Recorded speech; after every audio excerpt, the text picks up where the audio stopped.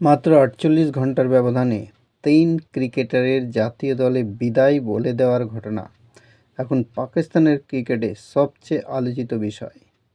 ইরফানের অবসর নেওয়াটা অবশ্য আনুষ্ঠানিকতায় বয়স ৪০ পার হয়ে গেছে ২ বছর আগেই। তার উপর পাকিস্তানের হয়ে সর্বশেষ ম্যাচ খেলাও ৫ বছর হয়ে গেছে তার। আসসালামু আলাইকুম, ওয়েলকাম মাই চ্যানেল। পাক ক্রিকেটে অবসরের মিছিল।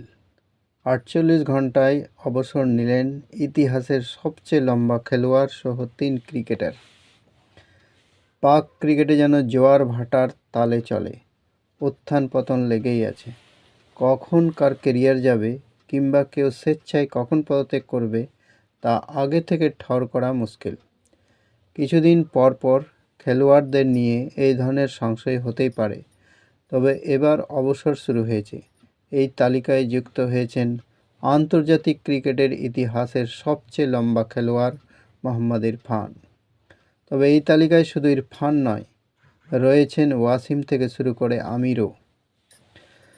শুক্রবার ১৪ ডিসেম্বর আন্তর্জাতিক ক্রিকেট থেকে দ্বিতীয়বারের মতো অবসর নিয়েছেন পাকিস্তানের স্পিন অলরাউন্ডার ইমাদ ওয়াসিম। গতকাল শনিবার সকালে ইমাদের পথ অনুসরণ করেছেন তারকা ফাস্ট বোলার মোহাম্মদ আমির। তিনিও জাতীয় দল থেকে অবসরের সিদ্ধান্ত নিয়েছেন।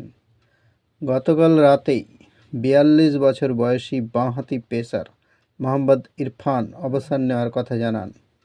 এই নিয়ে ইরফান জানান, আমি আন্তর্জাতিক ক্রিকেট থেকে অবসরের সিদ্ধান্ত নিয়েছি। আমি আমার সতীর্থ ও কোচদের প্রতি গভীর কৃতজ্ঞতা জানাচ্ছি।